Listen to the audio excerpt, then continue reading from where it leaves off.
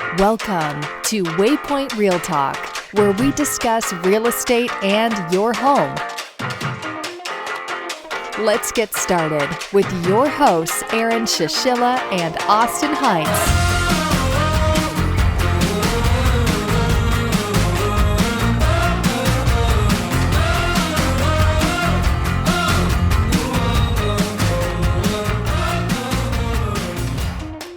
Hello, everyone, and welcome to Waypoint Real Talk. Today, we have an awesome podcast. My name is Aaron, and with me, I have Austin Hines and Crystal Brady. Crystal, you're joining us today to talk about something that's very interesting, a very intriguing topic right now, which is how real estate is going to change after the pandemic, right? Yes, absolutely. It's a great topic. Yeah, so first off, let's start with an introduction. So, Crystal, tell us a little bit about yourself, how you got into real estate, your background, and why you think you can talk about this topic, of course. Okay, well, I am a local Tampa real estate agent. I have been in the business for 13 years. I do residential real estate and I work with buyers and sellers all across the greater Tampa Bay area. So that's going to include Hillsborough, Pasco, and Pinellas counties. I'm a Tampa native, born and raised here, so I feel like I have a really good pulse on the community and the different neighborhoods. I'm a very active agent, so I do quite a few transactions every year, which makes me feel like I have a good sense of what's going on in the market since my feet are on the ground and I'm out there. So yeah, I just feel like I can speak from my own experience about what I see going on with my buyers and sellers. And then of course, as a real estate agent, I follow the news and the market and the forecasting and all of that. So this is a great topic. I'm excited to be here. I think you're a great person to talk about this because we also did some preliminary research, right? But you were on a previous podcast with us talking about, is the Tampa Bay real estate market in a bubble because of what was going on in the pandemic? And we brought out some great statistics there and everything else. Mm-hmm. But moving forward with this topic, you brought up some great points with us that we're going to share. Starting with the first one, you mentioned home values and what's going on with home values. What do you think is going to change with home values moving forward? Yeah, so this is definitely piggybacking on our previous podcast a little bit, this first point that we're covering. The values are definitely forecasted to continue to grow after the pandemic, but at a slower pace. So as we kind of touched on, a lot of the chief economists aren't forecasting a bubble per se that we need to worry about. But I think what we are going to see happen is that instead of the aggressive appreciation that we've been seeing, we're going to see it return to hopefully like a more normal amount of appreciation, which is usually like about 2% a year. So we don't expect we're going to go backwards or start losing value on our properties, but it'll just kind of calm down a little bit. And we're probably just going to start to see a more normal amount of appreciation. So I think that's where we're headed post-pandemic. Do you think in like the months that are upcoming, maybe next year, we might even see some times where prices maybe drop as far as like the median sale price, right? Or a better time for buyers to get in? Is it going to be later in the game, or is it going to be like right now because prices are still going to appreciate just at a slower rate? I don't think we're going to see listing prices coming down. It'll just be more like a leveling off. So buyers and sellers alike, when they're looking at the value of a home, they are going to look at what's been selling in the neighborhood recently. So if houses in a certain neighborhood that are all very similar have all been selling for about $350,000 in the last couple of months, a seller's not going to then say, well, I should list mine lower. They're going to, if anything, just stick right around that number. And so that should keep us moving forward with that leveling off effect where it's maybe not crazy appreciation, but we're not going to go backwards like I was saying. So I think that we'll start to see it just maybe slow in that way. But I don't think you're going to see it, pricing come down. And as far as buyers, it being a good time later or waiting, that's a really tricky question because I do feel like our inventory is going to come up, which would make it a little bit easier for buyers in the future, like maybe next year.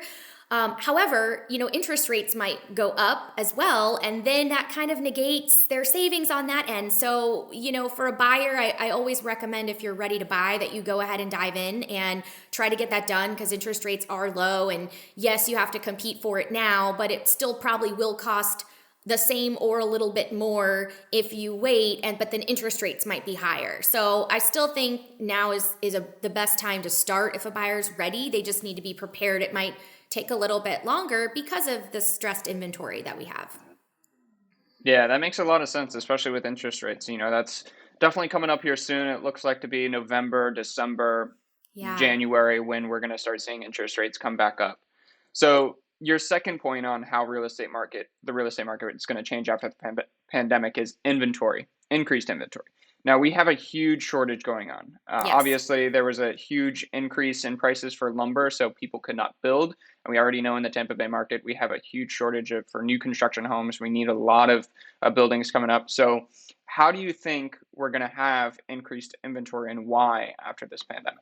Yeah, so we're still hovering around 1 month of inventory, and we measure inventory by months. So, months of inventory basically means if no new house came on the market today, whatever we currently have on the market, how many months would it take to sell? So, 1 month is very, very low. Pre-pandemic, we were at 3 months of inventory, which is also still an extreme shortage because we consider 6 months of inventory to be a normal market where it's not really favoring a buyer or a seller. That's just sort of your level market. So as you can see, even pre-pandemic in the Tampa area, we were very short already. But now with 1 month, we're extremely short, and that's why we've been seeing what we've been seeing during the pandemic. So I think that going forward, if I had to guess, I would say at some point we'll probably return to pre-pandemic inventory levels, maybe around 3 months, which is still a shortage, still kind of a seller's market for sure, still multiple offers, but just not as aggressive or difficult as it's been. Buyers will have a much more real chance when we get back up to 3-4 months of inventory than they have right now, and it will be less frustrating for them. Sellers are starting to want to jump on the gravy train, which I think is what's going to help us increase that inventory. Everybody knows it's a great time to sell, that their house is worth so much more now than ever, and that if they want to cash out that equity, this would be a great time to do it. So we're starting to have that trickle down effect where people are wanting to take advantage of that. And so they're going to start stepping up to list, hopefully, which will help drive our inventory up. And some buyers are just starting to back out of the market because they're getting frustrated or they're feeling defeated. So as some of the buyers back down and the sellers start stepping up, hopefully that will help us see that increase in inventory that we so desperately need. Have you worked with any buyers or sellers that maybe gone through these frustrations that maybe they decided to not list or maybe they decided to stop looking? Absolutely. I've definitely had a handful of sellers lately that are so concerned about how will they buy something else and how will they make that happen on the buyer end because they know how difficult it is to be a buyer, that they're kind of putting everything on pause because they're like, well, yeah, we could sell our house, but where will we go? So that has held some sellers back. I've also had other sellers though that, I had one that's moving into an RV to have a more simplistic life. I have others that are moving on a boat. I have several that moved out of state, so they're just going to move out of state and rent. So, some sellers are still able to make it happen due to circumstances, but others are a little nervous if they know they want to stay in the area and then buy something again right away. So there's been that holdback from sellers a little bit. Buyers, I have also seen the frustrations, just that they can't afford maybe the prices that they need to pay in order to land a home in this market. They might be able to afford their down payment and their closing costs, but they can't cover an appraisal gap or do some of the things that are necessary to make an aggressive offer. So they feel a little bit defeated, and some of them are definitely not even trying at this point.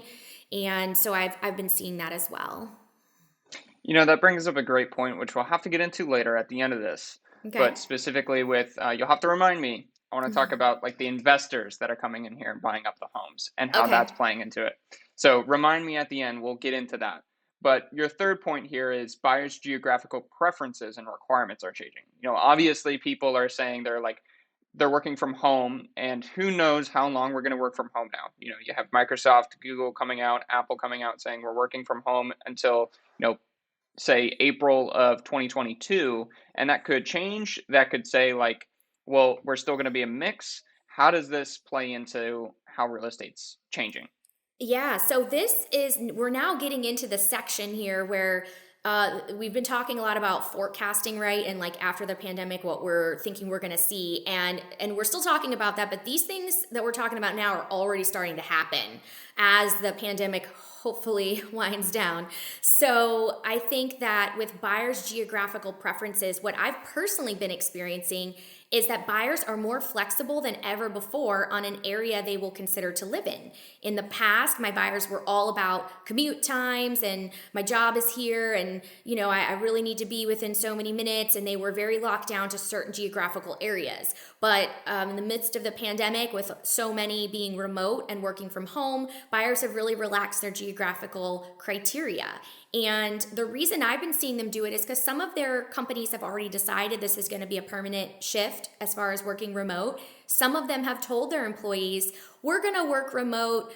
Even when we bring you back to the office on that to be determined date, we're still going to let you work from home like 2 or 3 days a week. So my buyers are going, well, if I only have to commute a couple days a week, then I don't care if it's longer. If it's going to help me get a house, I'd rather just do that. So I'm seeing a lot of that kind of shift start to happen. And I think we're going to see a whole lot more of that because a lot of companies, as you know, have been rethinking their strategies as far as commercial leasing and do we really need this building? And look how effective our workers have been remote this entire pandemic. So I think that we're going to see future change with that might be permanent, in the workforce in general. But I'm definitely already seeing it.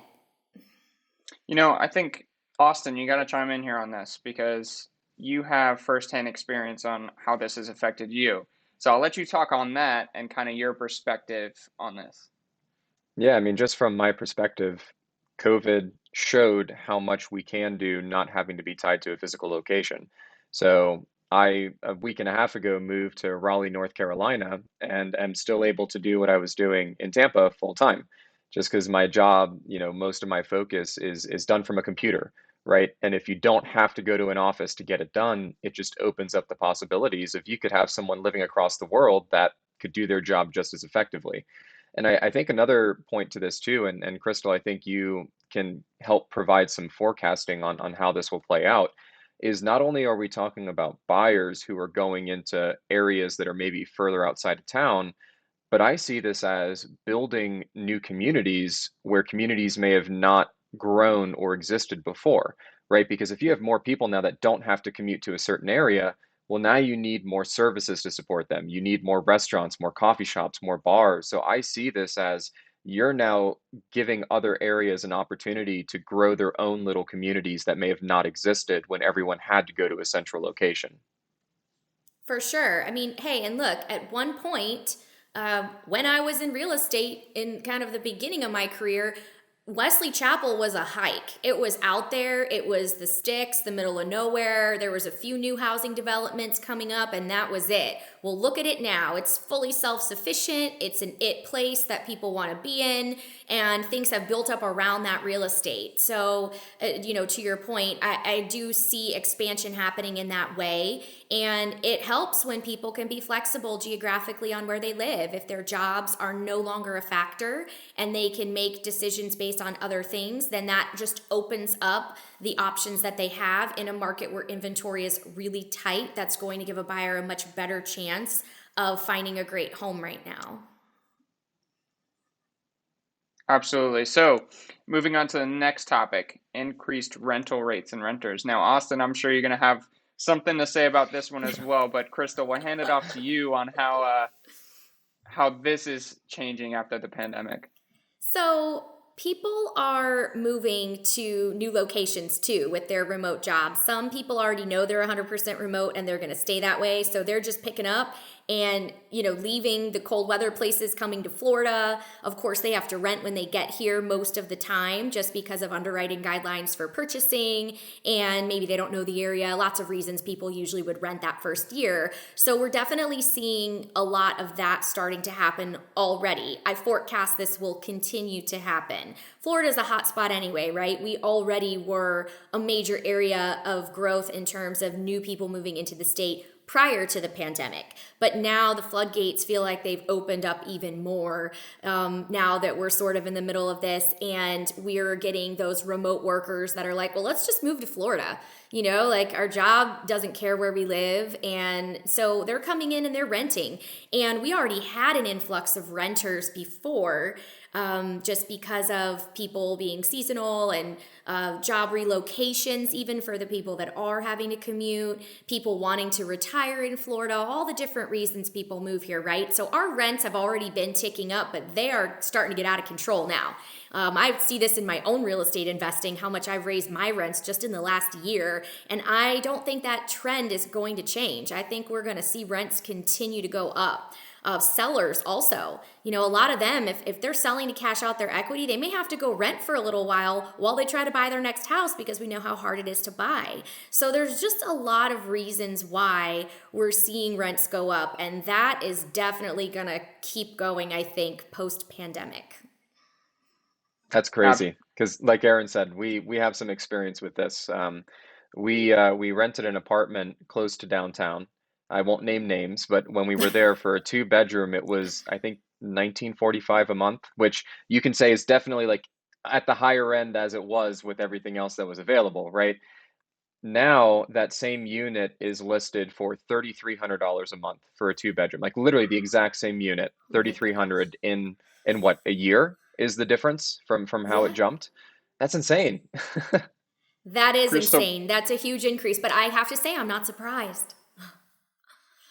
by the look of your face, Crystal, it seemed like you need to raise your rates on your rentals. I know, right? I definitely raised mine probably between $500 and $700 this last year. All of mine happened to turn over during COVID, and the first one I raised maybe like 400, and I was like, wow, that was too easy. So then the next one I did more, and then the next one more, and then finally the last one I was $700 higher than where I had been just the month before with the new tenants, and I had 10 or 15 applications and lots of people that wanted it. So yeah, they're charging those kind of rents because they're getting it.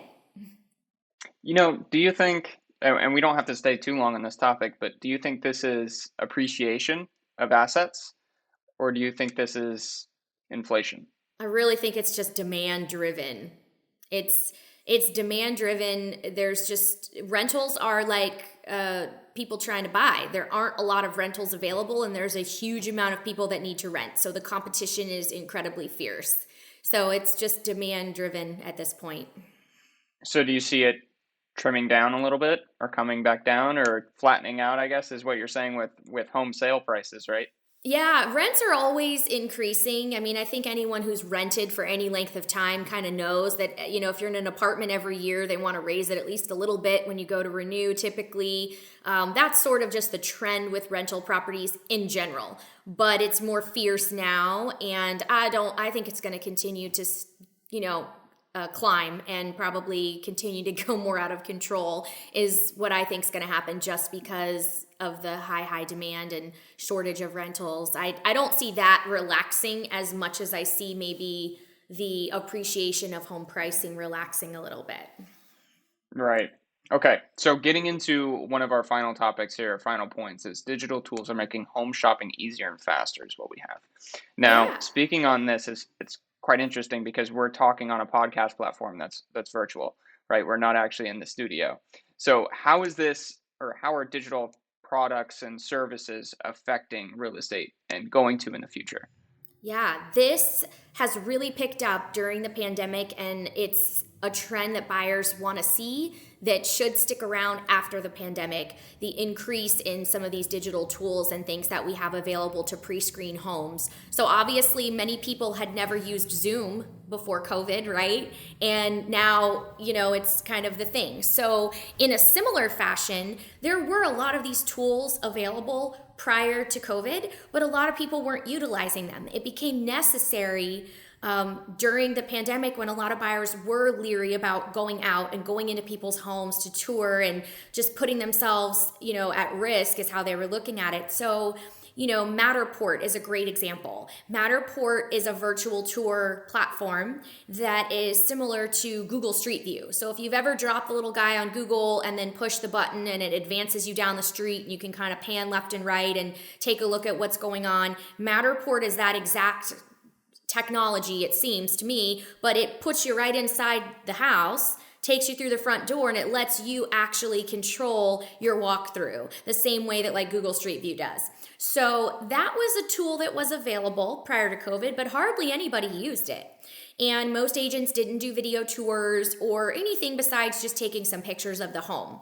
But the influx of the desire for virtual tours and things like that during the pandemic really kind of created that need. And so you started to see a lot of Matterport and a lot of actual video walkthroughs, not just pictures that move around the screen that don't really show you the floor plan. You started to see floor plans. And I've seen better analytics and better digital tools from the consumer sites too. So like your Redfin, Zillow, Realtor.com, they've been stepping up their game the last year or so as well. And I'm starting to see a lot more options for virtuals on their websites. Zillow has their own specific 3D one now.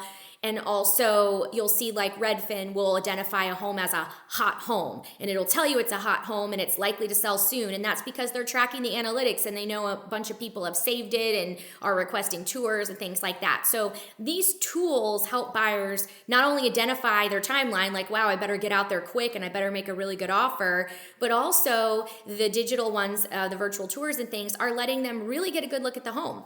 Most people that are able to view a Matterport or a really good video walkthrough in conjunction with the pictures and the other information on the internet are usually able to know with fairly good certainty if that's a house they want to buy. They're still going to go tour it in person at this point, but usually by the time they get there, there's not a lot of surprises. Where in the past, we'd look at pictures, we'd show up, we'd be very disappointed.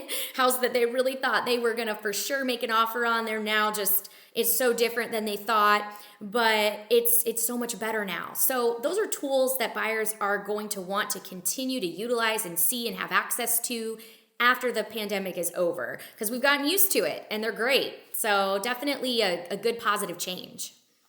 Absolutely. And I've heard some things like with Matterport. So they recently went like live on the stock exchange. And one of the things that they're looking at doing is I believe with insurance is to be able to take these virtual tours of the homes and then sell that information to insurance companies.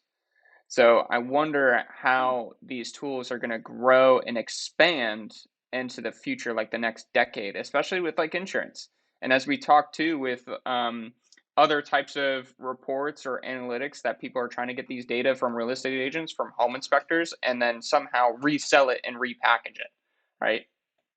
Yeah, I'm not surprised to hear that. I mean, look at drone technology. I mean, we use it for nice pictures, but you guys use it for inspections sometimes to get a better look. And that just makes sense. It's an excellent tool. So a lot of these digital tools, I think, are just making our lives better all around. And I mean, I think that kind of stuff is great. It's innovative and necessary. How do you feel about possibly taking these digital tools and then maybe somebody making money off of it? Now, perfect example, as we mentioned with Matterport, maybe selling some data to insurance companies, right? Mm-hmm. But perfect example and perfect segue into that other topic is investors. And specifically, like you can mention Zillow or some other big hedge fund, to where now they're buying tons of single family homes up to order to rent or to flip and resell them.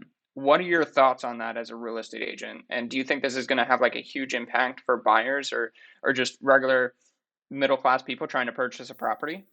It has had a huge impact. I would say more in the past than in the present, at least in our local market.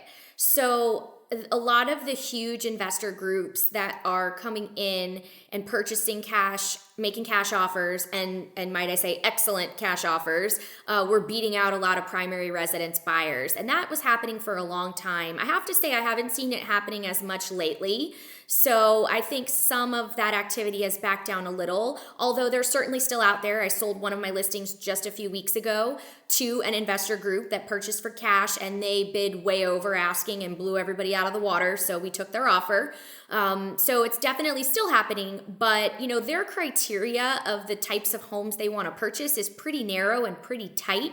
So if a buyer's looking for that specific type of home that falls into that certain age range and meets the criteria those people are looking for, then yeah, there's going to be a layer of competition that's going to be added in there. But I don't think it's as bad as it used to be. It is something as a real estate agent that we all have to deal with. As a realtor, those places are direct competition for us. I mean, Zillow saying I'll buy your home, or Open Door or OfferPad or companies like that.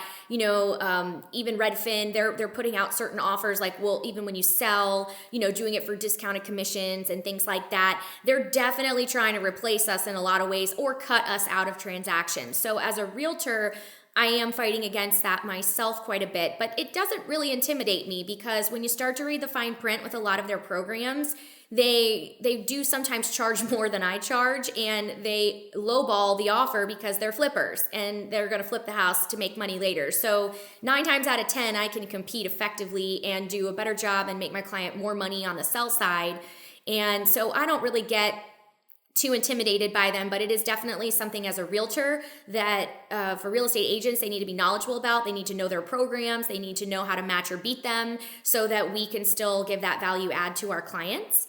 And then for the buyers, if they fall into the parameters that are the same as the investors that are purchasing, they're going to be competing with them, and that can be difficult. But the good news is that their parameters are kind of narrow. They typically want to buy homes that are practically brand new or newer, and things like that. Any house that was built in 1990 might be a beautiful resale with lots of upgrades. You're not going to see an investor group typically come in and bid on a house like that. So you're going to be just competing with regular folks just like you. So I think it's doable. It's manageable. I think it's back down some from where it was, not as much of a factor, but it's still always going to be a factor, especially as we move forward and they try to offer more incentives and more programs and things like that. So just something that we all have to learn how to work with and around, I guess. And when you mean from previously, did you mean from 2008, 2009, shortly thereafter? I would say, I'm trying to think of when the investor groups were huge. After that, probably 3-4 years ago, I was seeing a lot more of it than I see now. Really? As soon as COVID hit, they all stopped buying. They were buying prior to COVID. Our market was hot, 3 months of inventory, very much a seller's market. Those investor groups were pretty active the last, I would say, 3 to 5 years. But as soon as COVID hit, none of us knew what was going to happen with the market. Everybody was apprehensive. We were on lockdown. They all pulled out immediately and stopped buying houses. And I think now they're starting to jump back in the game, because obviously everybody knows now the market recovered in a huge way, appreciation's at an all-time high and all of that. So they've come back, but they did take a little pause for a while, and because they were fearful of the unknown, I guess. But when they came back into the market, I just don't feel like they're as aggressive as they were prior to COVID. So they're not as much of a threat in terms of competing with my buyers at this time. At least that's been my personal experience. Mm-hmm. Austin, you've spoken with some investors. So what are your thoughts and how investors play into the market here? And especially with Waypoint, obviously, we work with some investors too, where they buy up tons of different homes. So what are your thoughts? Yeah, I just would echo what Crystal mentioned, that it does seem like they have a niche that they're focusing on, right? And it's a balance, right? It's a balance on both ends. It's I don't know how to properly articulate it. I would just repeat what Crystal mentioned, that as long as you know what the niche is that they're focusing on, if you're a buyer, and you keep that in mind, and maybe as a buyer you need to be a little bit more flexible. So if you come across that, and I'm sure Crystal with her experience could say, hey, let's still try for this house, right? And then if you notice a repeat pattern of every single one has a similar characteristic that investors are just beating them out on, okay, buyer, now we need to sit down and have a conversation of, you see what's happening. Let's see, are you willing to go with a home that's 5 to 10 years older, but is still going to be just as nice and have all of these upgrades, and that you're not going to have that type of stiff competition. So I think everything that Crystal mentioned was spot on. Interesting. Okay. So closing out here, we have some final thoughts. We have some final thoughts for some buyers and sellers and what they should do. Let's start with buyers. Moving forward with how real estate is changing because of the pandemic. What should buyers be aware of? What should they do in the future, Crystal? So buyers should be hopeful that we're going to regain some of our lost inventory, which should hopefully give them a few more options when trying to purchase. So that's the good news. They should proceed cautiously, though, and not expect that they can start to do big negotiations or get their closing costs covered or anything like that, because an increase in inventory still means in almost every case, we still have a shortage, which means it's still a seller's market. I mean, at this point, if we quadrupled our inventory overnight, we would still be in a seller's market in technicality. So buyers can't get ahead of themselves and think, well, now we have more choices and I can just negotiate and get everything I want. Probably not going to happen. You still need to make a good aggressive offer. If a house is clean and move-in ready and priced appropriately, even when we have more inventory later, it's still going to sell quickly and probably have at least a few offers in the future. So they're still going to need to be competitive and put their best foot forward and things like that. But hopefully they'll have more choices and it won't take as long to find a home, which is the good news for buyers. Okay, so moving off to sellers. What should sellers be aware of now? So conversely, they will have probably a little more competition as inventory increases, right? So they're not going to be the only house in the neighborhood now, leaving buyers with no other option. So sellers need to continue to put their best foot forward too, and still invest in quality marketing, pay for the virtual tour, get the professional photos, stage your home appropriately, prepare it for the market, like do all the things. Don't just slack and say, well, it's a great market. It'll be easy to sell this house. You still have to put the effort forward, because as inventory increases, there will be more choices and you want to make sure your house stands out and you're doing all of the things that other people might not be doing. Another thing that sellers need to be real careful about is not getting greedy.